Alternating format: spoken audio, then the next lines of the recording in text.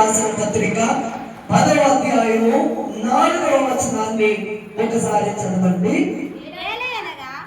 ఏలయనగా ఎడ్ల యొక్కయు మేకల యొక్కయు రక్తము పాపములను తీసివేయుట అసాధ్యము. ఇది మొదటిది. రెండవది, యోహాను రాసిన మొదటి పత్రిక 1వ అధ్యాయము 7వ వచనము చివరి లైన్.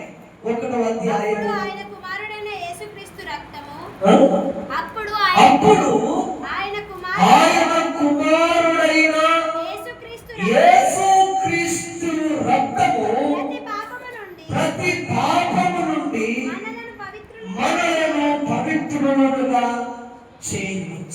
పరిశుద్ధమైన తండ్రి, నమ్మదగిన దేవానికి వందనాలు చెల్లిస్తున్నా. వాక్యం ద్వారా నాతో మాట్లాడండి. నాకున్న జ్ఞానాన్ని సర్వనాశనం చేసి నీ సమృద్ధి అయిన జ్ఞానాన్ని నాకు బోధించండి. వినగల చెవులు, భద్రపరుచుకున్న మనసు, దాచుకున్న హృదయాన్ని మా అందరికీ దయచేయమని యేసయ్య నామమున అడుగుచున్నాము తండ్రి. ఆమేన్. మంచిది. ఎంతమంది ఇక్కడ ఉన్నారు? ఇక్కడ ఉన్నవారు ఒకసారి చేతులు ఎత్తండి. ఇక్కడ ఉన్నవాళ్ళు మాత్రమే, ఎందుకంటే బాడీ ఇక్కడనే ఉంటుంది, మనసు అంతా ఇక్కడ. 2 ఉన్న వాళ్ళు మాత్రమే చేతులు ఎత్తండి. 2 చేతులు ఎత్తండి. 2 ఉన్నోళ్ళు. హల్లెలూయా. నేను ఎత్తలేదని డౌట్ పడకండి, నాకు చేతుల మైక్. మంచిది. ఈ లేఖనాలను అందరూ కూడా అర్థం చేసుకోవడానికి ప్రయత్నం చేద్దాం. మొదటి లేఖనము ఎడ్ల యొక్కయు మేకల యొక్కయు రక్తము పాపములను తీసివేయుట అసాధ్యం. ఎడ్ల రక్తము, పశువుల రక్తము, మేకల రక్తము, కోళ్ళ రక్తము. అంటే మానవుడు పాపము చేసిన ప్రతిసారి పశువులను వధిస్తున్నాడే తప్ప పాపాన్ని వదులుకోవడం లేదు. హల్లెలూయా. పశువులను వధిస్తున్నారు కానీ పాపములను వదులుకోవడము లేదు. ఇది జగమెరిగిన సత్యం. అయితే బైబిల్ ఏం చెప్తుందంటే, మనిషి యొక్క పాపము పోవడానికి, మనిషి యొక్క దోషములు, మనుషుల యొక్క అపరాధములను తీసివేయడానికి మానవుడు అతి సులువుగా చేసే కార్యం ఏంటంటే గొర్రెలను వధించడం, మేకలను వధించడం, పశువులను వధించడం, పక్షాదులను వధించడం జరుగుతుంది. ఆ రక్తాన్ని భూమిపై ఒలికిస్తున్నారు కానీ పాపములను మాత్రం వదులుకోవడం లేదు. బైబిల్ చెప్తున్న సత్యం ఏంటంటే, ఎడ్ల యొక్కయు మేకల యొక్కయు రక్తము పాపములు తీసివేయుట అసాధ్యం. ఎడ్ల రక్తము, మేక రక్తము మనిషి యొక్క పాపములను ఎన్నడూ ఎప్పుడు తీసివేయలేవు. హెబ్రీ పత్రిక 9:22లో కూడా, హెబ్రీ పత్రిక 9:22, మరియు ధర్మశాస్త్ర ప్రకారముగా సమస్త వస్తువులను, ధర్మశాస్త్ర ప్రకారముగా, లేఖనము ప్రకారముగా, ధర్మశాస్త్ర ప్రకారముగా, కేవలం బైబిల్ మాత్రమే కాదండి. వినండి. ఈ భూమండలం మీద ఉన్న సకల ధర్మశాస్త్రాలు, అది ఏ గీత అయినా కావచ్చు, ఉపనిషత్తులు కావచ్చు, వేదాలు కావచ్చు, భారతాలు కావచ్చు, ఏ లేఖనమైనా, ఏ పుస్తకంలోనైనా సమస్త వస్తువులు, కేవలం క్రైస్తవులే కాదు, సమస్త మానవులు రక్తము లేనిదే పరిశుద్ధతలోకి రాలేరు. రక్తము చేత శుద్ధి చేయబడాలి. అది ప్రతి గ్రంథము, ప్రతి మత గ్రంథము, ప్రతి జాతి, ప్రతి కులము, ప్రతి మతములో కూడా రాయబడింది ఏంటంటే, రక్తము లేనిదే ఏ వస్తువు కూడా శుద్ధి చేయబడదు అని రాయబడింది. మరి ఏ రక్తం కావాలి? ఎడ్ల యొక్కయు మేకల యొక్కయు రక్తము పాపమును తీసివేయుట అసాధ్యము. వాటిని బలులు అర్పిస్తున్నాము కానీ వాటిని వధించడం ద్వారా పాపములకు కడగబడడం లేదు, పాపాలు కడగబడడం లేదు. లేఖనం సెలవిస్తుంది, మత గ్రంథాలు సెలవిస్తున్నాయి, రక్తము చేత మాత్రమే శుద్ధి జరుగుతుంది అని రాయబడింది. మరి ఏ రక్తం కావాలి అంటే మనం యేసు ప్రభు బిడ్డలం కనుక యేసయ్య రక్తం అంటాం. అట్లా అనకూడదు. హల్లెలూయా. వాక్యాన్ని అర్థం చేసుకోవాలి. యేసు రక్తము ఎందుకు శ్రేష్టమైనదో, యేసు రక్తము ఎందుకు బలమైనదో, యేసు రక్తమే మనిషి యొక్క ప్రతి పాపమును యేసు రక్తమే ఎందుకు కడిగి వేస్తుందో మనం లేఖనాన్ని బట్టి అర్థం చేసుకోవాలి. ఏ రక్తమైనా 3 పనులను చెయ్యాలండి.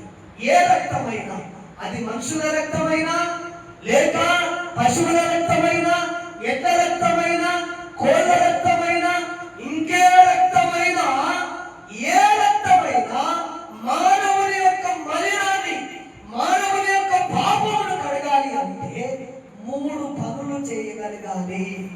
ఎన్ని పనులు అండి? 3 పనులు. మొదటి పని, పాపము యొక్క సమస్యను పరిష్కరించాలి. చెప్పండి, మొదటి పని పాపము యొక్క సమస్యను పరిష్కరించాలి. పాపానికి కూడా సమస్య ఉంటుందండి. హల్లెలూయా, హల్లెలూయా. పాపానికి కూడా సమస్య ఉంటుంది. ప్రతి కుటుంబానికి సమస్య ఉంటుంది, ప్రతి వ్యక్తికి సమస్య ఉంటుంది. అఖిలాన్ని కొడుకుపోయిన పేరు ఈశ్వర్. ఆయనకున్నాయి ఆ సమస్యలు ఉన్నాయి. ఇప్పుడు తినబెట్టే సమస్య ఒకటి ఉన్నది. ఆయన అంటే ప్రతి వ్యక్తికి ఒక సమస్య, ప్రతి మానవునికి ఒక సమస్య ఉంటుంది. అదే రీతిగా పాపమునకు కూడా ఒక సమస్య ఉంది. ఆ పాపము సమస్యను పరిష్కరించాలి, మొదటిది. రెండవది, దేవుణ్ణి సంతృప్తి పరచాలి. రక్తము, అది ఏ రక్తమైనా దేవుణ్ణి సంతృప్తి పరచాలి. మూడవది, మానవుని యొక్క అవసరతలను గుర్తించాలి. ఈ 3 సమస్యలను ఏ రక్తమైతే పరిష్కరిస్తుందో అదే నిజమైన రక్తం. పాపము సమస్య చూడండి, రోమా పత్రిక 6వ అధ్యాయము, రోమీయులకు రాసిన పత్రిక 6వ అధ్యాయము 23వ వచనాన్ని చదవండి. పాపము వలన వచ్చు జీతము మరణం. పాపము సమస్య ఏంటిది? మరణం. పాపమునకున్న సమస్య ఏంటిది? అమ్మ చెప్పాలి. పాపమునకున్న సమస్య ఏంటిది? ఈ యూట్యూబ్లలో, టీవీలలో ఉన్న వర్తమానాలు అలా మీరు మైండ్ లో సెట్ చేయకండి. లేఖనం ఏం చెప్తుందో మనం అర్థం చేసుకోవాలి. ఇప్పుడు పాపమునకున్న సమస్య ఏంటిది? మరణం. పాపానికున్న సమస్య మరణ సమస్య.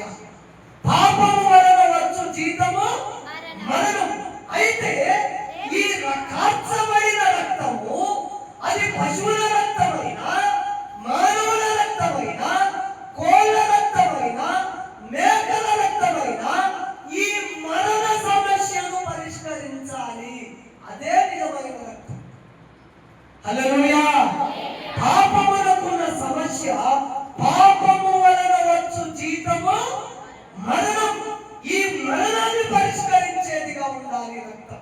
ఈ భూమండలం మీద ఏ రక్తమైతే ఒలికించబడుతుందో, ఏ రక్తమైతే కార్చబడుతుందో, ఏ రక్తాన్నైతే నువ్వు చిందిస్తున్నావో, ఆ ఒలికించబడిన, ఆ కార్చబడిన రక్తము మరణము యొక్క సమస్యను పరిష్కరించాలి. ఎబ్రీయులకు రాసిన పత్రిక 2వ అధ్యాయము, ఎబ్రీయులకు రాసిన పత్రిక 2వ అధ్యాయము 15వ వచనాన్ని చదవండి. ఎబ్రీ 2వ అధ్యాయము 15వ వచనం. కాబట్టి ఆ పిల్లలు రక్త మాంసములు గలవారైనందున ఆ ప్రకారమే మరణము యొక్క బలము గలవారిని, అనగా అపవాదిని మరణము ద్వారా నశింపజేయుటకు జీవిత కాలమంతయు మరణ భయము చేత, జీవిత కాలమంతయు మరణ భయము చేత ఉన్న ప్రజల యొక్క మరణ భయాన్ని తొలగించేదిగా ఉండాలి రక్తము. ఏ రక్తము మరణ భయాన్ని తొలగిస్తుంది? హల్లెలూయా చెప్తాం. హల్లెలూయా.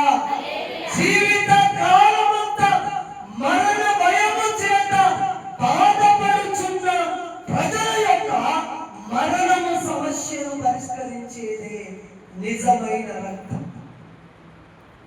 దేవునికి స్తోత్రం కలుగును గాక. హల్లెలూయా. మరణాన్ని గెలిచిన వారు, మరణాన్ని ఓడించేవారు, మరణపు ముందు విలువ కలిగిన వారే నిజమైన రక్తాన్ని కార్చగలరు. ఎవరు మరణాన్ని ఓడించిన వారు? మరణం యొక్క సమస్యను, మరణపు ముళ్ళును, పాపపు ముళ్ళును, మరణ భయమును సవాలు చేసిన వారు, మరణానికున్న బలమును సవాలు చేసిన వ్యక్తి ఈ లోకంలో ఎవరున్నారు? ఎట్లు గొర్రెలు మేకలు మరణాన్ని జయించగలవా? చెప్పండి.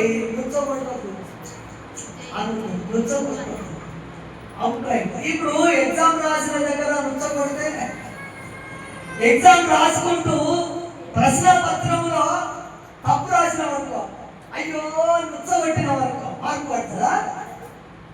ఓటికి పడి చెప్పాలి. వైవా అడిగేటప్పుడు నృత్యపడితే మార్కులు పడతాయా? వైవా తెలిసిన వైవా అంటే ఏంటిది? నిలబెట్టి అడుగుతారు. రాత రాసేదిగా నిలబెట్టి అడుగుతారు. ఏ ఫార్ములా చెప్పినా కూడా నృత్యపడితే మార్కులు పడదు. నేను చదువుకున్నప్పుడు అరుణ అని ఒక సిస్టర్ ఉండే, మనూరే. ఆమె ఇప్పుడు ఎక్కడుందో తెలియదు కానీ బాలయ్య సార్ ఎంతమందికి తెలుసు? ఇక్కడ ఉమ్మడి Balayya sir. Okay, Balayya sir తెలిసిన వాళ్ళు ఉన్నారు. Right right right.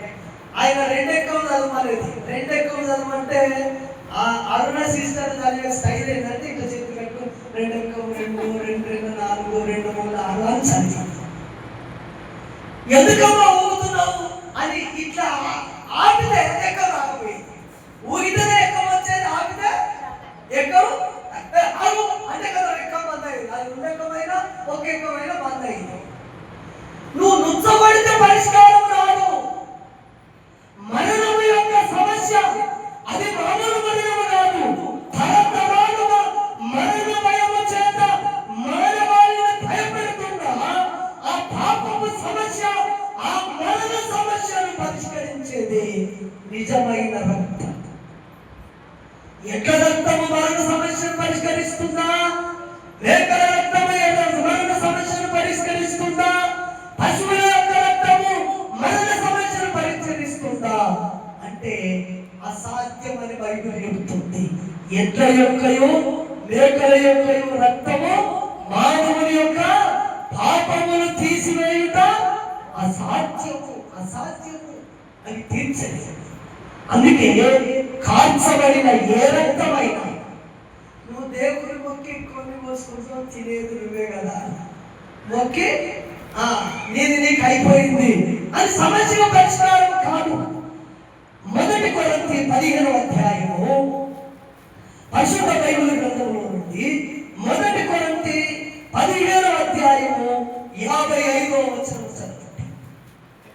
ఓ మరణమా, ఓ మరణమా నీ విజయం ఎక్కడా? ఓ మరణమా నీ ముళ్ళు ఎక్కడా అని సవాలు చేసిన యేసు క్రీస్తు రక్తమే శ్రేష్టమైనది. చప్పట్లు కొట్టండి దేవునికి స్తోత్రం.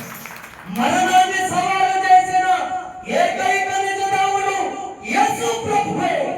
ఈ భూమండలం మీద ఎంతో మంది మహాపురుషులు జన్మించారు, మహాభక్తులు జన్మించారు. ఎంతో మంది సాధువులు, దీర్ఘకాల సాధువులు ఈ లోకంలో భూమండలం మీద జీవించారు, బ్రతికారు, మరణించారు. కానీ మరలా వాళ్ళు లేవలేదు. కానీ మరణంతో పోరాడి, మరణంతో సవాలు చేసి మరణాన్ని గెలిచిన ఏకైక నిజ దేవుడు నజరేయుడైన యేసు ప్రభు మాత్రమే. అందుకే ఆయన కాల్చిన రక్తము మరణాన్ని ఓడించింది, మరణాన్ని గెలిచింది. ఆయన సమాధి చేయబడి 3వ దినాన ఆయన తిరిగి లేపబడ్డాడు. అందుకే చరిత్ర చెప్తున్నది ఏంటంటే క్రీస్తు పూర్వము, క్రీస్తు శకం. అంటే ఏంటిది? క్రీస్తు మరణించక ముందు, క్రీస్తు పునరుత్థానుడైన తరువాత క్రీస్తు శకం. కాలాన్ని కొలుస్తున్నది ప్రపంచం. కారణం ఏంటంటే యుగ యుగాలుగా మరణ భయమ చేత పీడించబడుతున్న మానవ జాతి అంతటికి ఒక ఆశా కిరణం యేసు ప్రభు యొక్క రక్తం. ఎందుకు? ఓ మరణమా నీ ముళ్ళెక్కడ అని మరణపు ముళ్ళు విడిచినది యేసు ప్రభు ఒక్కడే. అందుకే ఎట్ట యొక్కయో మేక యొక్కయో రక్తము పాపములను తీసివేయలేదు, కానీ యేసు ప్రభు రక్తమే ప్రతి పాపమును కడిగి వేసేదిగా ఉంటుంది. హల్లెలూయా చెప్తాం. హల్లెలూయా. పాపము వలన వచ్చు జీతము మరణం. యేసు క్రీస్తును నమ్ముకోవడం ద్వారా పౌలు ఏమంటాడు తెలుసా? బ్రతుకుడా క్రీస్తే, చావైతే మేలే. క్రైస్తవుల యొక్క నిరీక్షణ ఈ లోక జీవితం ఇంతటితో ముగిస్తుంది. ఈ శరీరము మట్టిలో నుండి పుట్టిన ఈ శరీరం మట్టికి మట్టిగా, దుమ్ముకు ధూళిగా మట్టిలో కలిసిపడుతుంది, కానీ నీలో ఉన్న ఆత్మ అది దేవుని దగ్గరికి వెళుతుంది. అంటే క్రైస్తవుడు మరణిస్తే సమాధి చేయబడతాడు, యేసు ప్రభు లేపబడినట్టుగానే ఆయన ఆత్మ దేవుని దగ్గరికి వెళుతుంది. యుగ యుగాలు యేసు ప్రభుతో మనం ఉంటాం. అందుకే బ్రతుకున్నప్పుడే నువ్వు క్రీస్తుని జ్ఞాపకం చేసుకోవాలి. ఇదిగో నా శరీరం, ఇదిగో నా రక్తం. నా శరీరం, నా రక్తము నీ దగ్గరకు వచ్చినప్పుడు నీవు నన్ను జ్ఞాపకము చేసుకోవాలి. గోధుమలు సిద్ధములు కాదు, జ్ఞాపకం చేసుకుంటుంది. యేసు ప్రభు యొక్క మరణము ఎంత బలమైనదో, యేసు ప్రభు రక్తము ఎంత విలువైనదో, యేసు యొక్క రక్తాన్ని జ్ఞాపకం చేసుకునేది ప్రభు. అర్థమైందా? అర్థమైందా? చెప్పండి. రుచబడుతుంది కదా, చెప్పండి. అర్థమైపోయిందా? అర్థమైపోయింది. మరణం పాపం యొక్క సమస్య. మరణాన్ని గెలిచిన వాడు యేసు ప్రభు ఒక్కడే. పశువులు మరణాన్ని గెలవలేవు, లేక పక్షులు మరణాన్ని గెలవలేవు, ఎట్లు మేకలు మరణాన్ని గెలవలేవు. మనకు మేకలు పెట్టుకున్నాం, ఆ మేకలు కోసి కోసి ఉడకబెట్టి తిన్న తర్వాత మరలా మేక వచ్చిందనుకో మీ ఇంటికి, నా మేకే అంటవా? ఇల్లు తలుపు తాను తీసుకొని మేక అంటూ విడిచిపెట్టాలంట అంటావు. ఎందుకు? నా మేక వల్ల బతికొచ్చిందంటే నమ్మవులేవు. నమ్ముతారా? అంతెందుకు? మనోళ్ళ మన తాతలు, మన ముత్తాతలు సంపాదించిన వాళ్ళు, 5 ఎకరాలు సంపాదించిన ఆస్తి కలిగిన వాళ్ళు చనిపోయేదనుకో, ఈ ఆస్తి పంచాయతీ జరుగుతుంది. ఇది నా భాగం, ఈ భాగం, నాకు ఈ భూమి రావాలి, ఆ భూమి రావాలంటే ఆ చచ్చిపోయిన తాత వచ్చి పరిష్కరించాలని మీ దగ్గరకు వచ్చింది అనుకో, ఏం చేస్తారు మీరు? చచ్చిపోయిన తాత కలవట్లేదు అనుకో, ఏం చేస్తాడు? ఆయన కట్ట పట్టుకొని నడిచాడు అనుకో, మధ్యరాత్రి అమావాస్య చీకటి కట్ట పట్టుకొని వస్తే మా తాత నడిచి వచ్చింది అంటవా? కథ పోర్లు కొట్టుడే. మా ఇంటి చుట్టూ ఎవడుతుందని భయం. యేసు ప్రభు మరణాన్ని గెలిచిన, పాపం యొక్క సమస్య మరణమైతే ఆ మరణాన్ని ఓడించింది యేసు ప్రభు ఒక్కడే. అందుకే యేసు ప్రభు ప్రతి పాపముల నుండి మనల్ని పవిత్రుడిగా చేయాలి. రెండవ సమస్య, దేవుణ్ణి సంతృప్తి పరచాలి. ఎవరిని సంతృప్తి పరచాలి? చెప్పండి అందరూ. దేవుణ్ణి సంతృప్తి పరచాలి అనండి. ఎందుకు దేవునికి సంతృప్తి అవసరం? ఎందుకు? దేవునిలో 3 కోణాలు ఉంటాయి. 1 న్యాయం, 2 నీతి, 3వది ప్రేమ. చెప్పండి. దేవుని న్యాయము, దేవుని నీతి, దేవుని ప్రేమ. ఇవి అర్థమైతే క్రైస్తవ జీవితం అర్థమైందంటే. దేవుని న్యాయము, ఆయన న్యాయకర్త కనుక పాపము చేసిన ప్రతి వానికి శిక్ష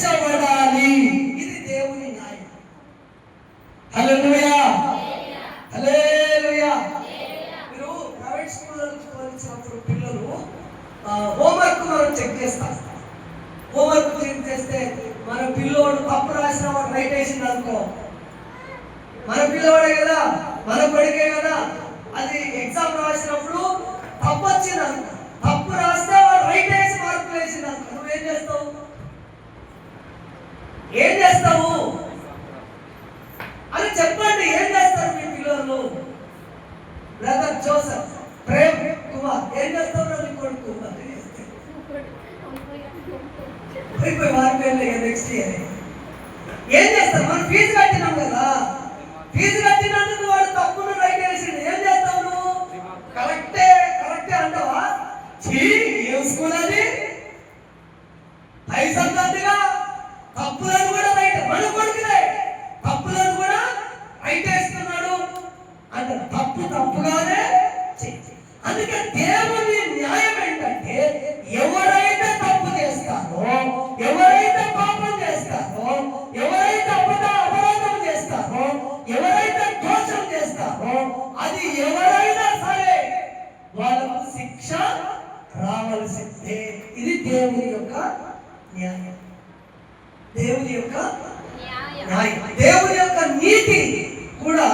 దేవుని నీతి, దేవుని న్యాయం ఏం చేస్తుందంటే మనుషుడు తప్పు చేశాడు, మనుషుడు పొరపాటు చేశాడు, మనిషికి తప్పనిసరిగా శిక్ష రావాల్సిందే.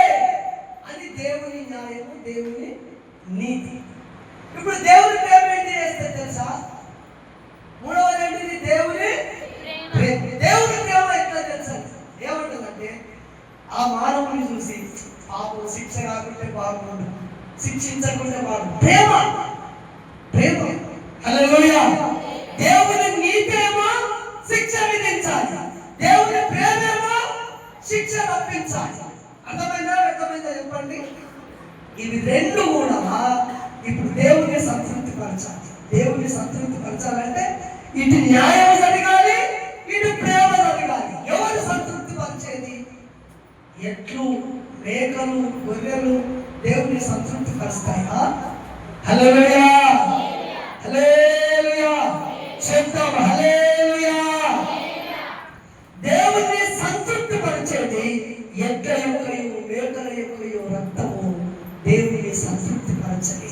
బైబిల్ చెప్తున్న సత్యం ఏంటంటే ఇది చెప్పి నేను ముగిస్తాను. రోమీయులకు రాసిన పత్రిక 8వ అధ్యాయము, రోమా పత్రిక అందరిది, రోమా పత్రిక 8వ అధ్యాయము, రోమా పత్రిక 8వ అధ్యాయము 4వ వచనాన్ని చదవండి.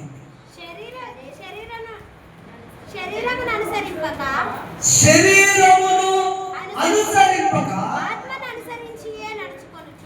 ఆత్మను అనుసరించియే నడుచుకొనుచు మన యందు ధర్మశాస్త్ర సంబంధమైన నీతి విధి నెరవేర్చబడవలెనని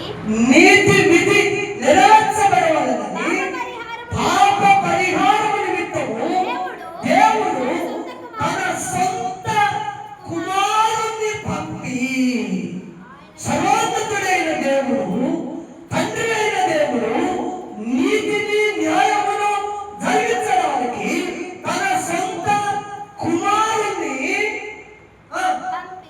పంపి ఆయన శరీరమందు పాపమునకు శిక్ష విధించెను.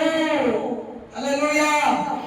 ఇప్పుడు అర్థం కావాలంటే ముగ్గురు రాత్రి ఒకసారి ముగ్గురు పైకి రండి. ఒక ముగ్గురు వ్యక్తులు వస్తే ఎవరైనా ఒక ముగ్గురు వ్యక్తులు రైట్, ఇంకొక అందరు కనపడాలి. మంచిగానే వచ్చారు కదా, ఇట్లా ఇటు సైడ్ సైడ్. ఓకే, నువ్వు అక్కడ, నువ్వు మధ్యలో ఉంటాయి. ఇటు తిరగండి, మీరు ఇటు తిరగండి. ఓకే, అర్థమవుతుందా? దేవుని నీతి, దేవుని న్యాయము, దేవుని యొక్క నీతి, దేవుని న్యాయము ఈ పాపి అయిన మానవునికి శిక్ష విధించాలి. ఇది న్యాయం. మానవుడు పాపం చేశాడు, దోషం చేశాడు, దేవుడి నుండి పారిపోయాడు, దేవుడికి వ్యతిరేకంగా జీవిస్తున్నాడు, దేవుడు వద్దన్న పన్ను తిని పాపములో పడిపోయాడు కనుక తప్పిపోయిన ఈ పాపి అయిన మానవునికి శిక్ష రావాలి. ఇది దేవుని నీతి. దేవుని ప్రేమ ఏం చేస్తుందంటే, అయ్యో ఇతనికి శిక్ష రాకుంటుంటే బాగుండు, ఇతనికి శిక్ష రాకుంటుంటే దేవుని ప్రేమ నమ్ములాడుతుంది, శిక్ష రాకుంటుంటే బాగుండు. ఇప్పుడు ఈ సమస్యను పరీక్షించేది ఏంటంటే, తండ్రి అయిన దేవుడు 2026 సంవత్సరాల క్రితము బెత్లెహేము అనే కుగ్రామంలో పశువుల శాలలో తండ్రి అయిన దేవుడు తన సొంత కుమారుణ్ణి ఈ లోకానికి పంపెను. చపలం దేవుడికి స్తోత్రం. ఆయన పేరు ఏం పేరు? యేసు. తండ్రి అయిన దేవుడు సొంత కుమారుని ఈ లోకానికి పంపి, ఇప్పుడు మానవుని సమస్య ఏంటిది? పాపంలో ఉన్నాడు, దేవుని న్యాయము ఇతనికి శిక్ష విధించాలి, దేవుని నీతి ఇతనికి శిక్ష విధించాలి. కానీ దేవుని ప్రేమ ఇతనికి శిక్ష రాకుంటుంటే బాగుండు అని దేవుని యొక్క ప్రేమ తగలాడుతుంది. అప్పుడు ఈ రెండు సమస్యలకు పరిష్కారము దేవుడు ఏం చేశాడంటే, తన సొంత కుమారుడైన యేసుక్రీస్తును ఈ లోకానికి పంపి, చూడయ్యా, ఈ లోకానికి పంపి ఎదురెదురుకుంటుంది. హల్లెలూయా. ఇప్పుడు సూటిగా చూస్తే ఈ వెనుక వ్యక్తి కనబడదు. మీరు భూమిని వచ్చినప్పుడు చూసారా? లైన్గా నిలబడతారు, లైన్గా. ఇప్పుడు దేవుని యొక్క న్యాయము ఇతని మీదకి ఉగ్రత రావాలి, దేవుని యొక్క నీతి ఇతనికి శిక్ష విధించాలి. కానీ ఈ మానవునికి దేవునికి మధ్యలో యేసు ప్రభు వచ్చేది. ఇప్పుడు దేవుని న్యాయము ఇతనికి శిక్ష విధించాలి అంటే మధ్యలో ఎవరు కనబడుతున్నారు? భార్య భర్తలు కొట్టుకునే దగ్గరికి మధ్యలో ఒక్కరు పోతారు. దెబ్బలు ఎవరు పడతాయి? అది కృప నమ్ముతుంది. ఇద్దరు కొట్టుకునే వారి మధ్యలో పోతే ఏమవుతుంది? అందుకే ఇప్పుడు సర్వోన్నతుడైన దేవుడు మానవుణ్ణి ప్రేమించాడు కనుక, అమితముగా ప్రేమించాడు కనుక, తన స్వరూపముగా చేయబడిన మానవుడు శిక్షించబడము దేవునికి ఇష్టము లేదు కనుక తన సొంత కుమారుణ్ణి పంపి దేవుని యొక్క ఉగ్రత ఇతని మీద కుమరించబడింది. తప్పకుండా దేవుని స్తోత్రం. హల్లెలూయా. దేవుని యొక్క న్యాయము మానవునికి శిక్ష రావాలి. ఈ మానవునికి శిక్ష రాకుండా ఉండడానికి యేసు ప్రభువు మధ్యవర్తిగా ఈ లోకానికి వచ్చాడు. మనుషులకు పడే శిక్ష ఆయన మీద వేసుకుంటాడు. మనుషులకు రావాల్సిన దారిద్ర్యత ఆయన మీద వేసుకుంటాడు. మనుషుల మీదకి రావాల్సిన ఉగ్రత ఆయన మీద వేసుకుంటాడు. ఆయన ఏ పాపం చేయలేదు, ఏ దోషం చేయలేదు, ఏ అన్యాయము చేయలేదు. కానీ ఆయన చేతులకు మేకులు, ఆయన పాదాలకు మేకులు, ఆయన తలకు ముళ్ళ కిరీటం అన్నబడింది. ఆయన దేహమంతా 30 కొరడాలతో కొట్టబడింది. ఆయన భుజాన శిలువ మోయించబడింది. కారణం ఏంటంటే మానవునికి రావాల్సిన శిక్ష ఈయన మీద వేసుకున్నాడు. ఇప్పుడు రెండు పరిష్కారం. దేవుని సమస్య ఏంటిది? దేవుని న్యాయము శిక్ష రావాలి, దేవుని ప్రేమ ఇతన్ని కాపాడాలి. ఈ శిక్షను మానవుని కాపాడలేమంటే నజరేయుడైన యేసుక్రీస్తు మాత్రమే. చపలపడి దేవునికి స్తోత్రం. అందుకే దేవుని వైపు చూశాడు. దేవుడా, ఇతను ఏ పాపం చేయలేదు, నేనే అని దేవుని నుండి వచ్చే శిక్ష ఇతని మీద అనుభవించాడు. ఈ శిక్షనే కలువరిగిరిలో శిలువ మరణం. ఆ మరణం ద్వారా కాల్చబడింది ప్రభు అయిన యేసు రక్తం. గొడ్ల యొక్క మేకల యొక్క రక్తము ఈ శిక్షను అనుభవించలేదు. అందుకే యేసు ప్రభు రక్తం శ్రేష్టమైంది. ఇటు దేవుడి వైపు తిరిగి, దేవా అతనికి బదులుగా నేనున్నాను, శిక్ష విధించాడు. ఇప్పుడు ఇటువైపు తిరిగి, కుమారుడా ధైర్యంగా ఉండు, ఐ లవ్ యూ కుమారుడా, నేను నిన్ను ప్రేమిస్తున్నా, నువ్వు విశ్వాసం ఉంచు, నా యందు నమ్మకం ఉంచు, సరిపోద్ది. ఆయన బలియాగమైనందుకు నీవు ఆయన మీద నమ్మకం ఉంచుతా ఇక శిక్ష రాదు, ఏది రాదు. అందుకే ఇతడు యేసుక్రీస్తునందు ఉంటే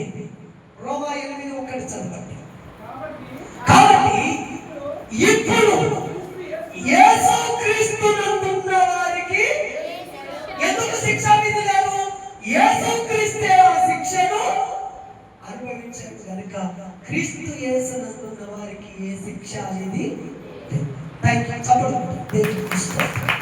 హల్లెలూయా.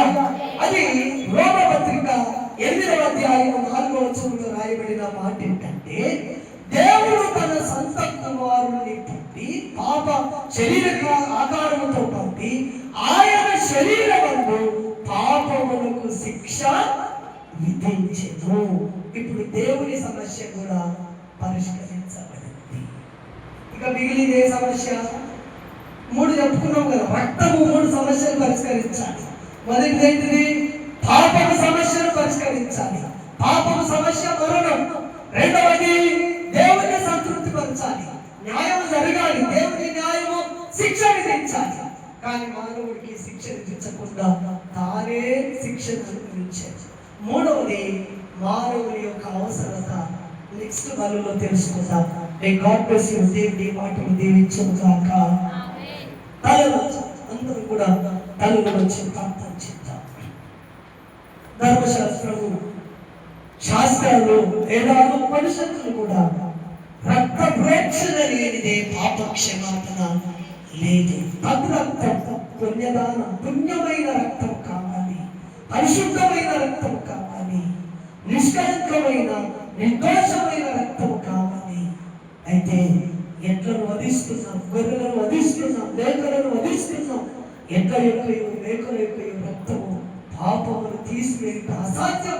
ఎందుకంటే పాపపు సమస్య మరణం. మరణాన్ని గెలిచిన వారు కావాలి, మరణాన్ని ఓడించిన వారు కావాలి. ప్రపంచ చరిత్రలో మరణాన్ని గెలిచినది యేసు ప్రభు ఒక్కడే. పాపపు సమస్య మరణాన్ని ఓడించింది ఆయన. దేవుని సంతృప్తి పరచాలి, దేవుని నీతి, దేవుని న్యాయం మానవునికి శిక్ష విధించాలి. ఆ శిక్ష తన కుమారుని యందు పంపి మానవునికి శిక్ష రాకుండా చేశాడు.